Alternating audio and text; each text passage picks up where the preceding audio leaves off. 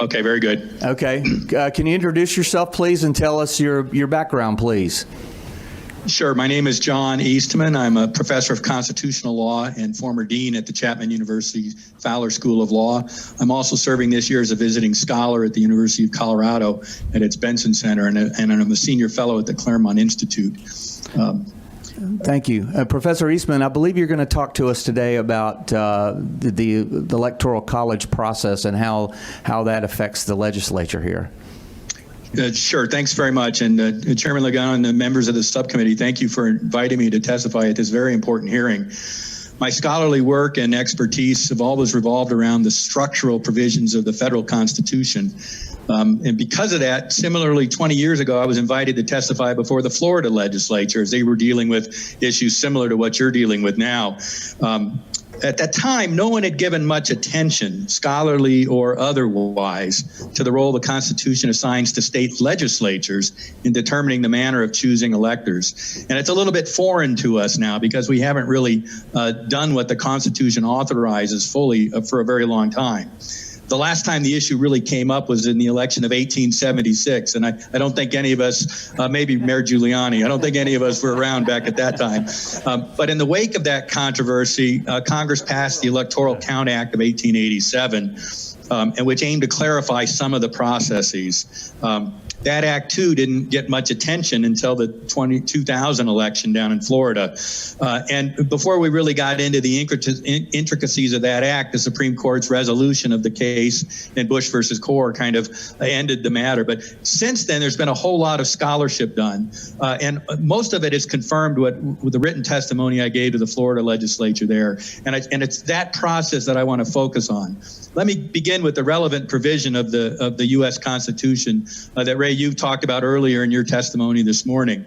Article 2, Section 1 provides that each state shall appoint in such manner as the legislature thereof may direct a number of electors to which they're entitled. The Supreme Court has described this constitutional authority of the state legislatures as plenary. That means it knows no other limit. That the legislature gets to do what it wants. That was in a 1892 case called McPherson versus Blacker, and it was reiterated by the Supreme Court in the Bush versus Gore case back in 2000.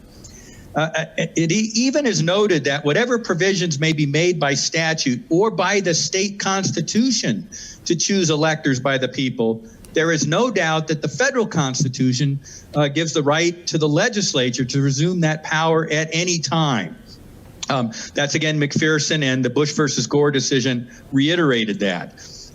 In the early decades of our nation's history, most state legislatures selected their state's presidential electors themselves. Only after 1824 did a majority of state legislatures move toward choosing their electors by popular vote. But your neighboring state legislature up in South Carolina continued to choose its state electors by itself all the way up until 1860. Nevertheless, the constitutional power to decide on the method for choosing electors remains exclusively with the state legislatures.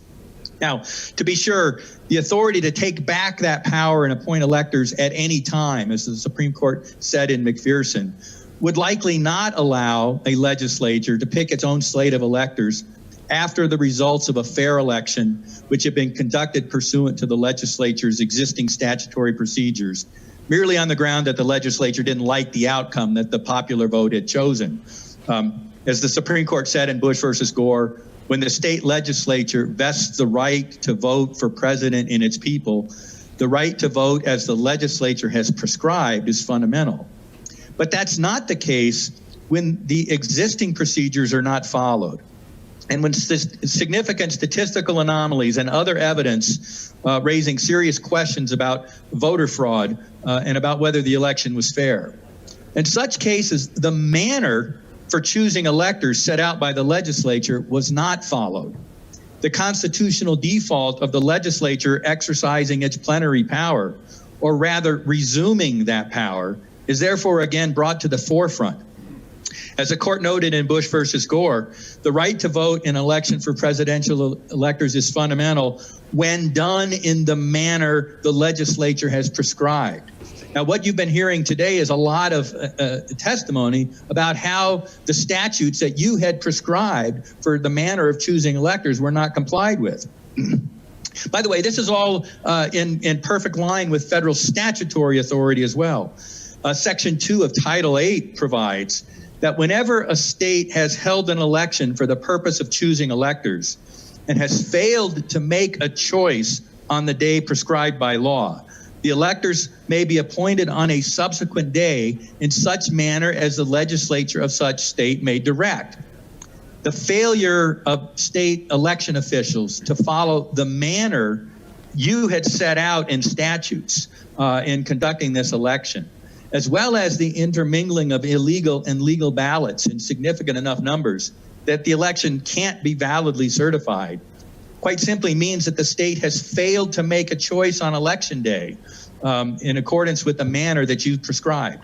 And the appointment of electors, therefore, both under Article 2 and Section 2 of Title 3, devolves back on the legislature of the state, which has plenary power to decide whether and how to exercise the appointment power itself or craft some other mechanism to cure the problems with the state election that occurred. That is what the Florida legislature was prepared to do in 2000, prior to the resolution of that state's election controversy back in 2000. The vote on that day had been certified by the Florida Secretary of State, but the state Supreme Court had, contrary to state law, ordered a recount in only heavily Democrat counties with the expectation that that would flip the vote that had been certified.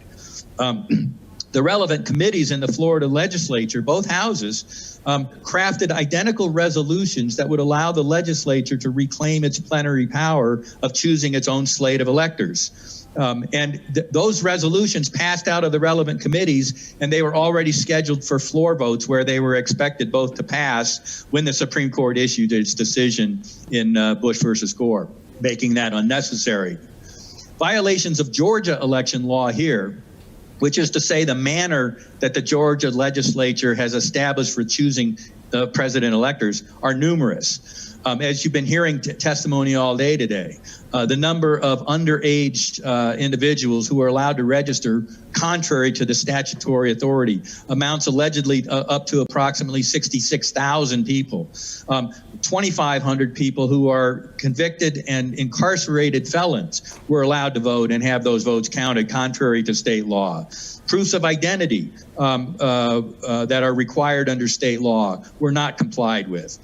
Voters, as you just heard, moving from one county to another before a 30-day window, as the statutes allow, were allowed to have their votes counted and cast in the prior county of their residence, contrary to state law. A number of voters don't even have registration of residential addresses, but P.O. boxes, and have been allowed to vote and cast ballots, contrary to state law.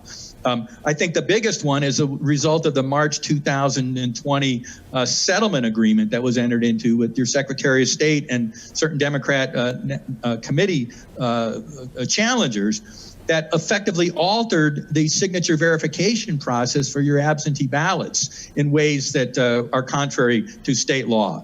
Those state statutes are all designed to help prevent fraud, and yet their violations now then have created a serious problem with the potential for fraud.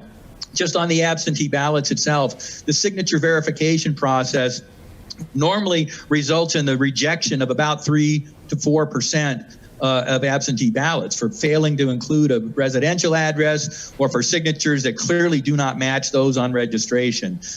Because of the changed procedures as a result of that settlement agreement, and that was agreement that was entered into without any involvement of the legislature, which means it was done contrary to the U.S. Constitution's authority in Article 1, Section 2. The rejection rates in this election were like 1/3 of 1%. With the resulting about 40,000 ballots that would have been discounted or rejected historically were allowed to be cast and counted. That's a significant deviation from the manner that this legislature has set out. These significant statutory violations are, in my view, more than enough in the way of the alteration of the legislature's approved manner of choosing electors to warrant this legislature from taking back its plenary power to determine the manner of choosing electors. You could do that by calling a special election, although the time is very tight for that and may be logistically impossible. But you could also do what the Florida legislature was prepared to do, which is to adopt a slate of electors yourself.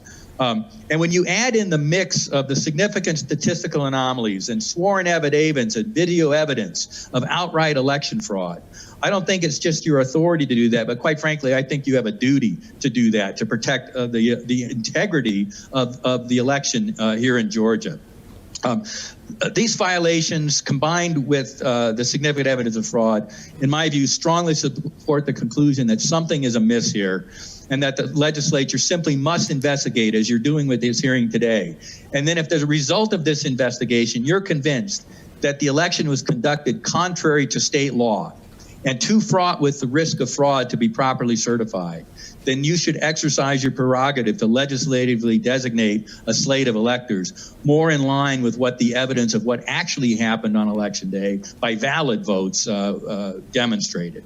Now, I also think it's important that this legislature take the action before next Tuesday, December 8th. And my apologies, I have a typo in my written testimony that I provided that said December 6th, because that's when this deadline for taking advantage of safe harbor provisions in federal law, Title III, Section 5 of the U.S. Code, kicks in, but certainly before December 14th, when the electors are designated by Congress to meet and cast their votes. Only by such action can this legislature protect Georgia's right to choose electors for the election of president and vice president in accord with the statutory manner that you had set out well in advance of Election Day on November 3rd. And it's those electors that you decide need to be established that should be counted by a joint session of Congress, which begins at 1 p.m. on January 6th in 2021. Thank you very much for your attention. I'll be happy to answer any questions. Okay, are there any questions? Thank you, Professor Eastman. Senator Parent has a question, and you're on number 6. Yes. Yes. Can you hear me? Yes, I can. Oh, good. Thank you so much for being with us. I find all this a very interesting constitutional argument. So correct me if I'm wrong here, your argument is that essentially we have a failed election that would require the legislature to step in and assign electors. Am I correct? Yes. And what do you say in terms of proving that there's a failed election?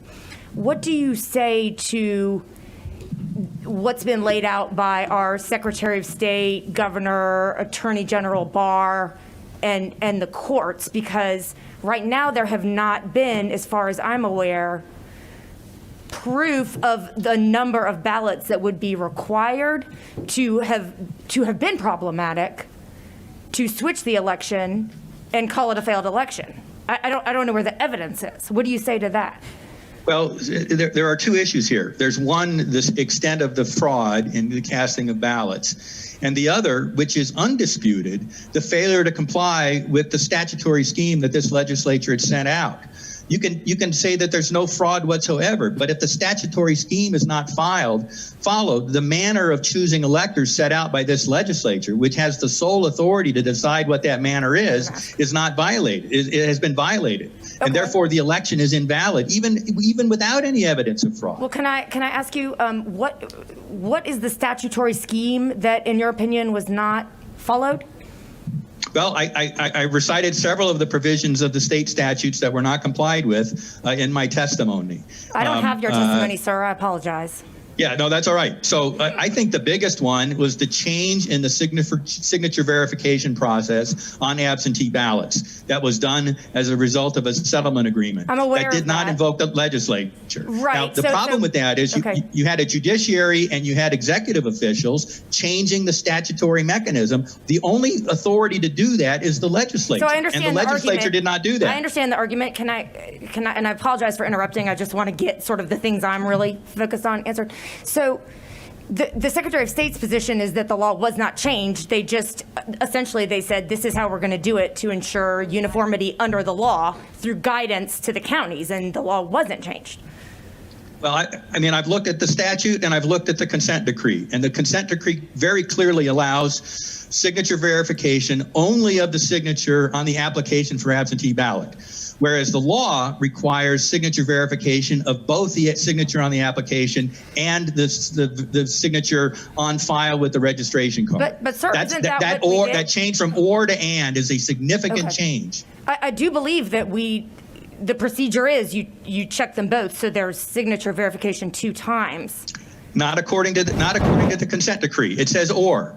It says or, and that's a significant change over the statutory scheme. It's only one of the significant changes. Okay, but wouldn't you agree that I recite in my testimony. But would you agree that if the procedure is that they check it twice, that's actually preferable? Yes, that's what the statute requires. And I believe but the consent decree allows it to be checked only once. The statute has a double protection there. The consent decree only has a single protection. And that's a change from the statutory protection against fraud that the legislature had adopted that was not complied with. Well, you and I have I'm not sure that's correct. I think it's checked twice. And I think that's what the guidance said. But can we move on? And what else was statutorily not followed that, in your opinion, resulted in a failed election? Section 21-2-216 on registration of underage voters. They're allowed to do that up to 6 months before they turn 18, if they will be 18 by the time of the election.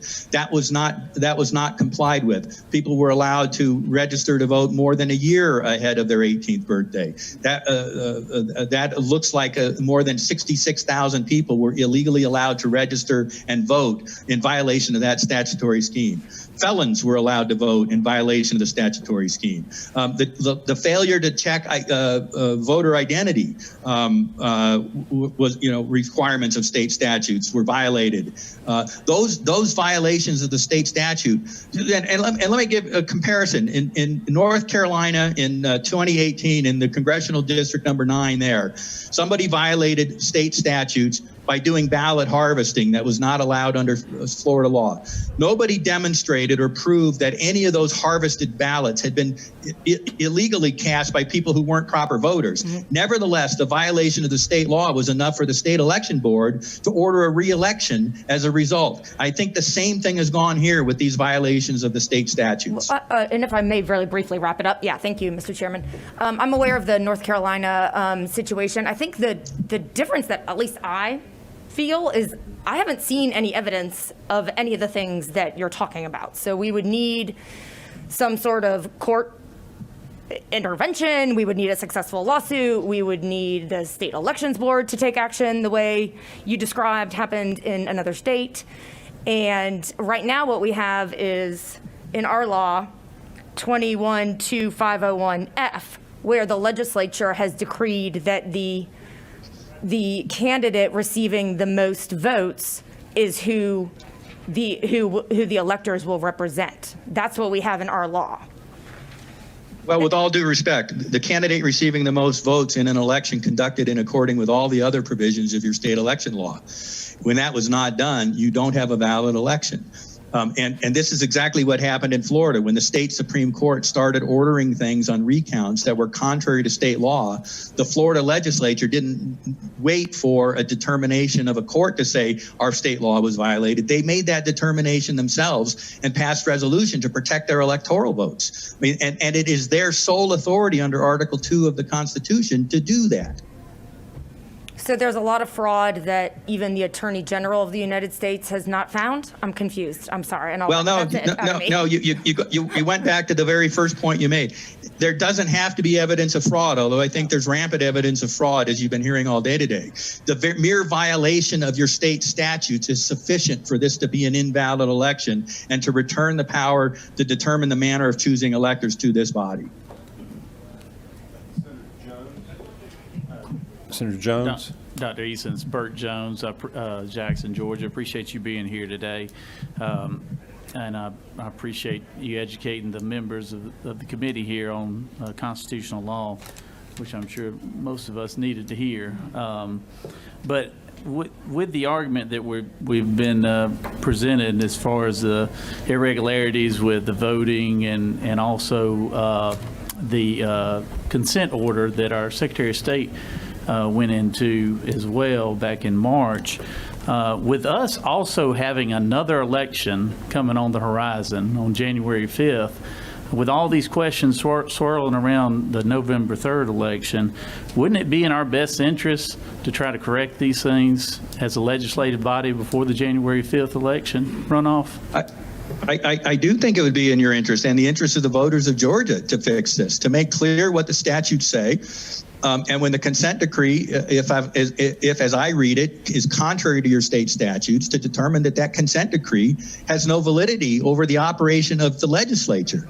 The executive officials don't have authority to constrain the manner that you, the legislature, have chosen, because that power is given to you as a plenary power by the federal Constitution. And what the Supreme Court said in McPherson is not even your state constitution constrain your authority on that. So certainly a consent decree entered into by the Democrat Party and your Secretary of State can't constrain the manner that you have set out for choosing electors. And if I'm right that the consent decree violates those state statutes, it's the state statute that is supposed to govern. Thank you, sir. I appreciate you being here and answering our questions. Senator Dolezal. Thank you, Mr. Chair. On Amendment 5.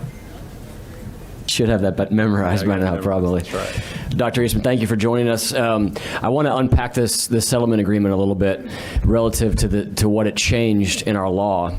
And I think the operative word is actually any. And if you look on page 3 of the agreement, essentially what we did is we introduced new source material into the second signature check. Right, so to reference what Senator Parent was saying, the two checks that are envisioned under our code should both be checks against the file that's the signature that's on file in ENET. And what changed in the settlement agreement was to introduce something the law never envisioned. It introduces into the second signature match that is on the ballot, the actual absentee ballot envelope, to compare that and to allow the original signature that was on the absentee ballot request form to all of a sudden become source material, and that we only now require it to match any of the voters' signatures on file in ENET or on the absentee ballot application.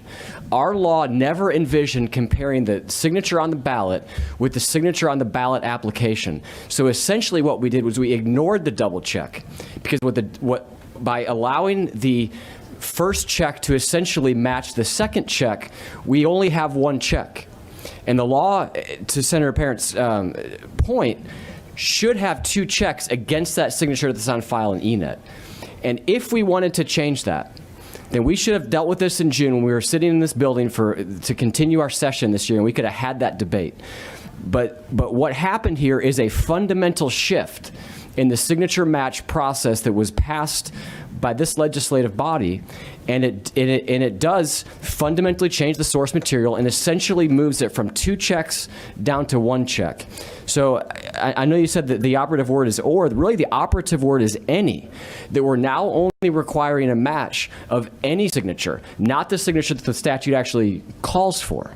And there are other things in here that were added procedurally that may be good procedure. But to your point, and I guess this is my question, what do you view in your legal opinion as the bounds by which an executive branch member or a secretary or even a governor has the ability to kind of unpack in guidance and change any shall language or specific language versus their ability to kind of operate within things that are more loosely defined in the code? Well, kind of clarifying what they view the statute as meaning is, I think, normal part of interpretive regulation. But when they change the manner, and I think, allowing for any signature means I could match it against your first voter registration card, I could match it against your latest registration card, or I could match it merely against the application. Of course, that means if somebody is fraudulently submitting applications in the manner that you heard testimony of just about an hour ago by that college student named named Grace, and I'm sorry I don't recall her last name, that somebody submitted an application on her behalf and voted it on her behalf. Now, if the signature on that ballot when it came in had to be compared with her voter registration card, the fraud would have become manifest. But when all it had to do was be compared to the application, then the double fraud, both on the application and the vote, gets through, and she could be deprived of her right to vote as a result. The second thing they did with that settlement agreement is the statute says, one election official is supposed to determine whether an application for an absentee ballot is valid. It created a higher burden by requiring 3 people to review it. That may be good policy or not, but particularly in light of the massive increase in number of absentee votes, what it did is induce people to be much less careful in the validation process that they were even doing, and it was a looser process than your statutes allow. So I think on several fronts that settlement agreement is contrary to your state statutes. Wait a minute. Senator Brass, did you have a question?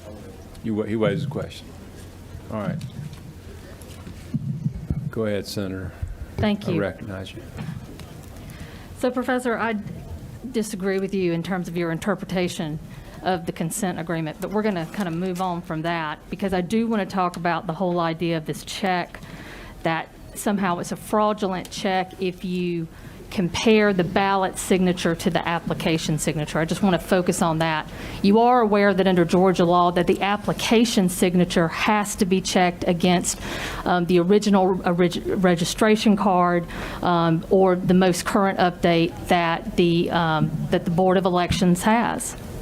Do you understand? I'm aware of that as well. But one of the allegations that has been made is that because of the massive increase in number of absentee ballots and the increased burden on county officials by going from 1 official to 3 in order to validate that check, that meant that process was not being faithfully complied with, which makes it even more important that the double check that your statute sets out, both on the front end when the application is filed, but also on the back end when the ballot is filed, is submitted, that it be checked against the original voter registration signature or the most recent voter registration card on file. And respectfully, Professor, but with respect to that allegation that somehow this need to increase kind of eyes on a signature to make sure that it's a valid signature, that somehow overwhelmed county elections offices and prevented them from actually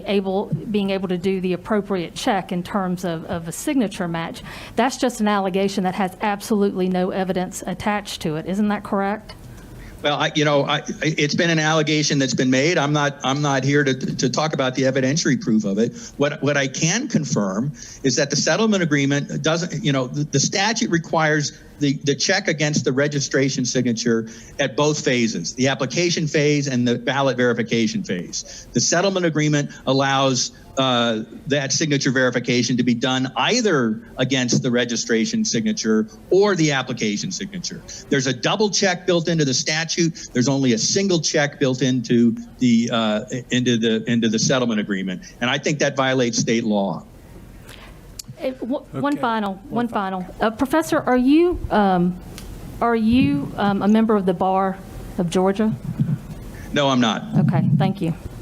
I'm a member of the 11th Circuit Bar, which has federal authority over Georgia, and I'm a member of the Supreme Court Bar.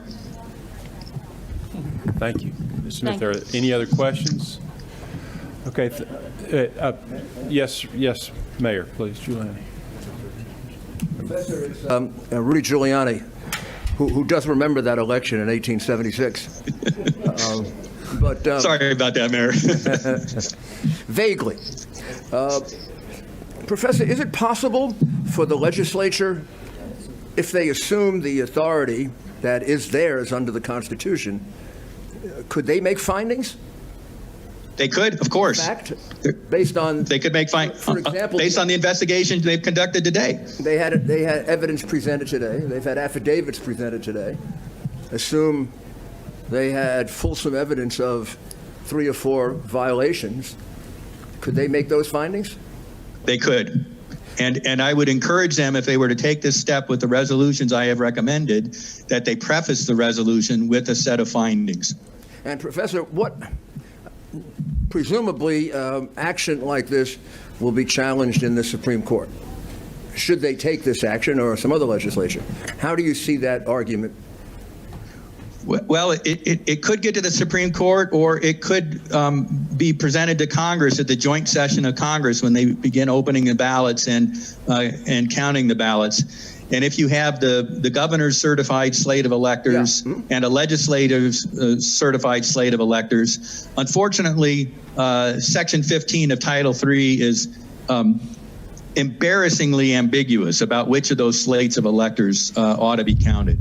And the 12th Amendment is also a bit ambiguous about who has the final say-so in making that determination. I think a very credible argument can be made that it's the President of the Senate as the presiding officer of that joint session of Congress. The rest of the two houses are supposed to be there to observe, according to the statute and the 12th Amendment. But of course, this is an unresolved issue, and there's scholarship going both directions on that question. And I think at that point, given the confusion of both of the 12th Amendment and the federal relevant statutes, I think the Supreme Court may very well weigh in.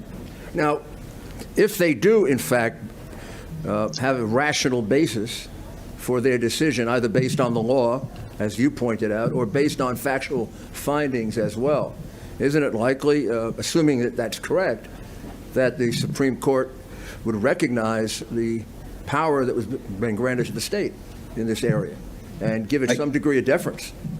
I think based on the McPherson decision and the Bush versus Gore decision, both the majority per curiam opinion and the concurring opinion by Chief Justice Rehnquist, the late Chief Justice Rehnquist, that would be where I would suspect the majority of the court would go.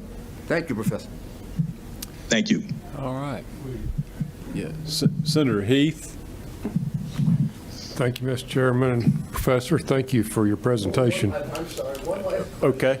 One procedural problem that they have is they need to have a special session. Now, given the fact that this power that they have comes from the Constitution of the United States, is that guided by procedures that would govern Florida law? Or could they call a special session? Georgia law. Georgia law. Oh, did I say Florida? We're going back 20 years. Oh, my goodness. Yeah. So I mean, we've not had that precise issue confronted as a holding, but in the McPherson case, the Supreme Court specifically said the legislature has plenary power, and even the state constitution cannot restrict that power. So if there's some provision in the state constitution that says you can't call a special session in order to exercise powers you have from the federal constitution, I think the federal constitution trumps that, and I think the Supreme Court's decision in McPherson supports that conclusion. I agree that it trumps it, Professor. All right. Thank you, Professor. Thank you. Senator Heath, now you can ask your question. Thank you, Professor. I'll just give you a little preface here. I'm just a cowboy from West Georgia, so this has been interesting, but I think the mayor just touched on the question that I was going to ask of you. So our Constitution, I believe, states that there's two ways to have a special session. One is the governor calls a special session for a specific list of or a specific purpose, or the legislature by 2/3 vote of the two bodies can call itself into session. Now, this appears to be a partisan issue. We certainly don't have a supermajority in either party here in Georgia. So am I hearing you correct that a less than a supermajority of the legislature could convene and appoint electors based on their findings of fact that the election was flawed and unacceptable? I believe so, and I think look, the federal Constitution is going to prevail over limitations on your legislative power. Those provisions of the state Constitution deal with the state legislature acting in its state legislative capacity. But in deciding on the manner of choosing electors, it is not acting as a state body. It is acting as the federally appointed legislature with direct authority from the federal Constitution, which of course preempts the state limitations on it. And that's what the Supreme Court held in the McPherson case. That's what Section 2 of Title III provides in the federal statute. Whenever any state has held an election for purpose of choosing electors and has failed to make a choice on the day prescribed by law, and I would say in accordance with the law that had been set out, the electors may be appointed on a subsequent day in such manner as the legislature of state may direct. That's Title III, Section 2 of the U.S. Code. I think that also prevails over any other limitations that might exist in Georgia law about when the legislature can call itself into session. It has a federal statutory authority to deal with the issue when the state's election has not been validly conducted. Thank you. So, someone else have a Senator Rett. Doc, here's Senator Rett. Just one quick question. Wait a minute. Hey, let me get you cut on. Two. Yeah. All right. Now you can go ahead. Senator Rett, Doc, just one quick question. If the courts rule that there hasn't been a significant amount of evidence found to move forward with this, wouldn't this be in direct conflict with the judiciary? I'm sorry, if the courts rule that there hasn't been evidence of the fraud or hasn't been evidence of violations of the state statutes. Right, not enough substantial evidence, then how could the legislative body move forward? Well, so I think it's important to disaggregate two kinds of things. We're talking about evidence of fraud that was substantial enough to have affected the results of the election, or are we talking about evidence that the state statutes themselves were not complied with? And I don't think you have to have both. I think either one is sufficient for the legislature to resume its authority under Article 2 of the federal Constitution to make sure you have electors chosen in accord with the manner set out by the legislature. Thank you. Okay. All right. Thank you. I think that may be all of the questions. Thank you, Professor, for your time today. It's been very enlightening. Thank you, Mr. Chairman, that's right. members of the committee.